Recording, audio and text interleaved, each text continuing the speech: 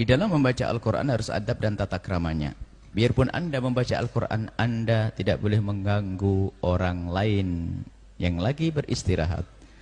Kalau mikrofonnya mikrofon yang cempreng, kemudian suaranya juga tidak merdu, bisa mengganggu betul itu.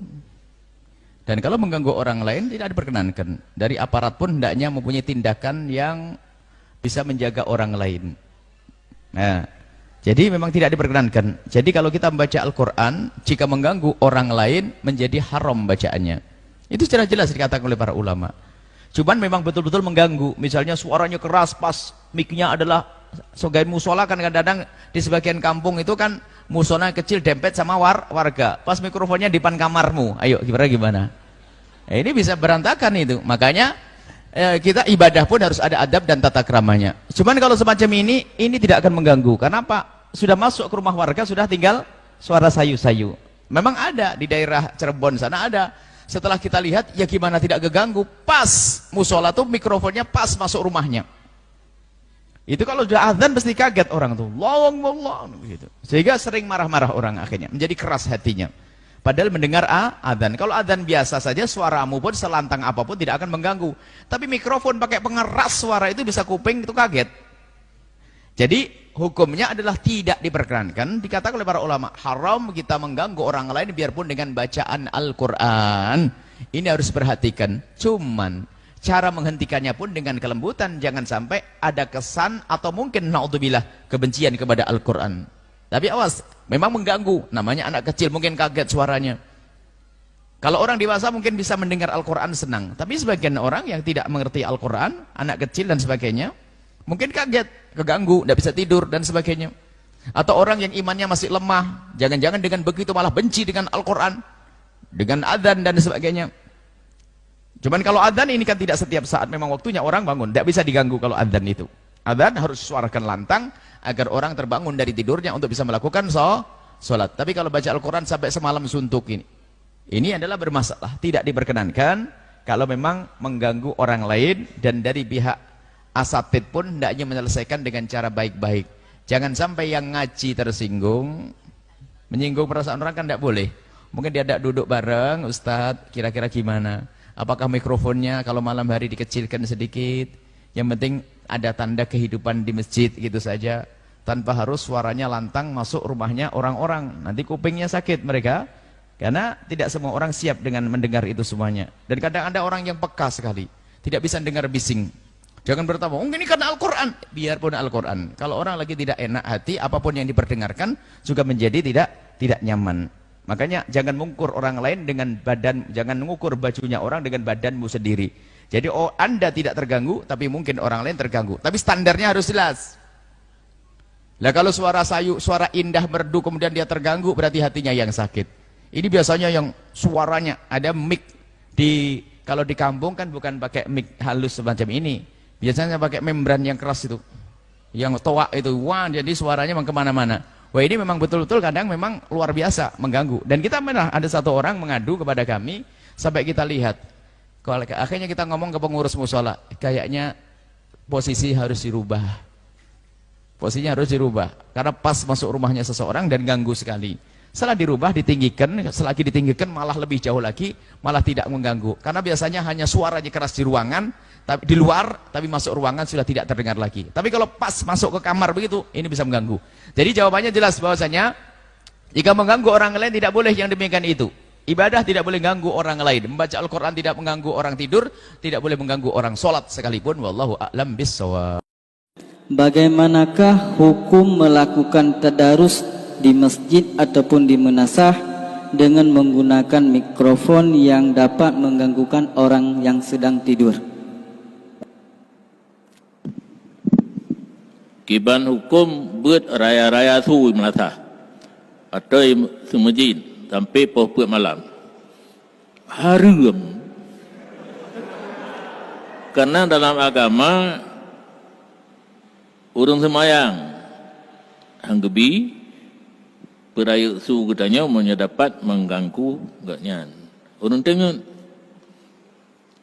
yang palau dia awak buat truk popnya popui piu hiwa pejabui popu tengah pada semayang tu bohana leho hana semaya asapi mekarak bate menyona. Jadi kiban tak konten ibadat berquran hanaruh lom. Dah hanaruhnya hal yang wajib menyebut bakming kan, hal yang wajib hanaruh. Jadinya payah tak bantu sampaikan kepada orang-orang kampung yang yang akan terjadi barokon.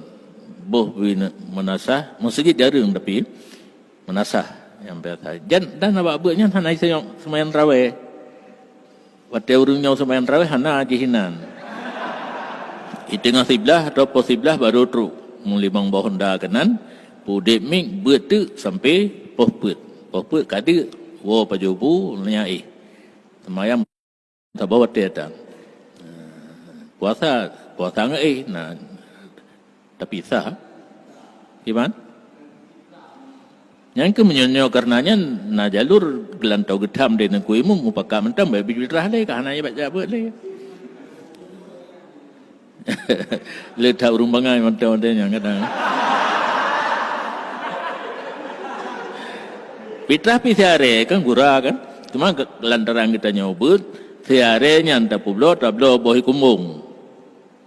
Isa malanga bolabu. Hai.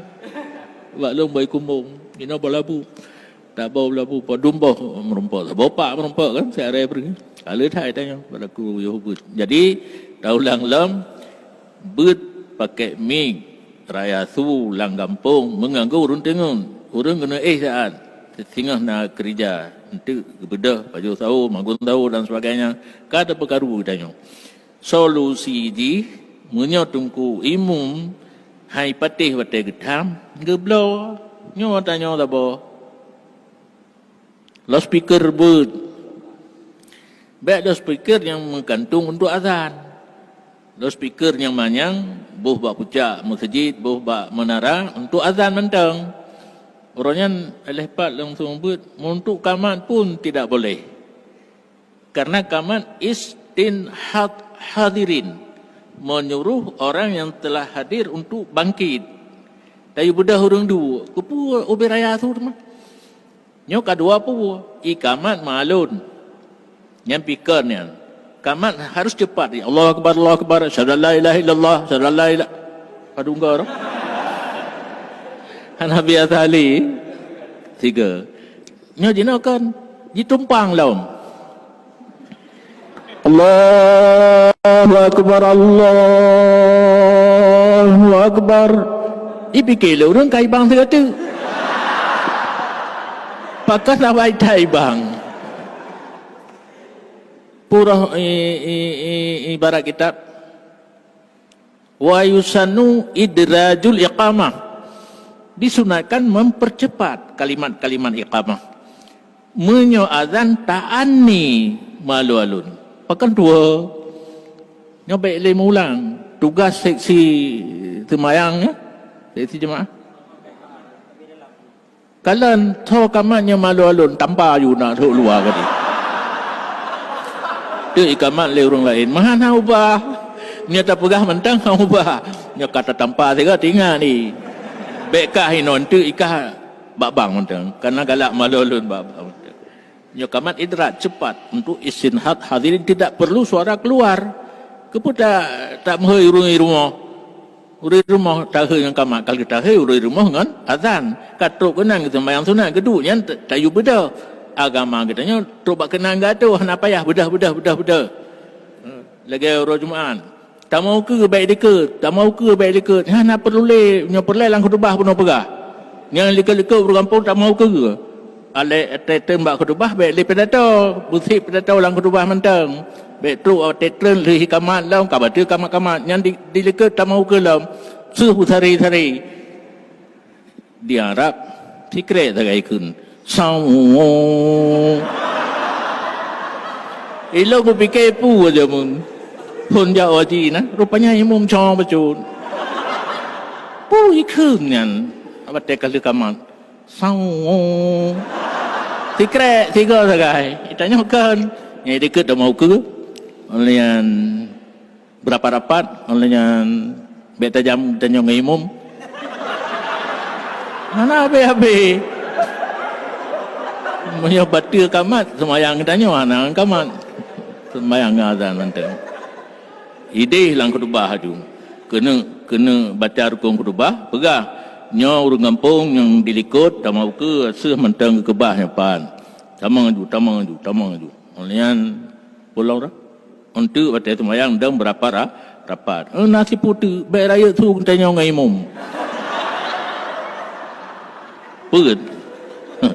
Yang ika tamau dilikut tamau ke berapat baik jaring-jaring tak bila baik jaring-jaring nak le baik jaring-jaring alian baik raya suruh tanya dengan tengku dalam baik awal kita tanya rukun sujud 5 perkara nyanggap tapi hana merempok le urang tanya berkhutbah nyanggap kena urang tanya berkhutbah lang khutbah pegah lang khutbah juga legram baca baik lu baca rukun Allahumma firlil muslimin tu ka ulang lah ni jadi li habis rukun imam getren gejak musalla urang kamat ke kamat paling punya bahasa tanya rapatkan luruskan saf punya kira-kira lagi tanya kajut sama guna karena kampung nya kan pom ada anak mek kelas kampung sama luruskan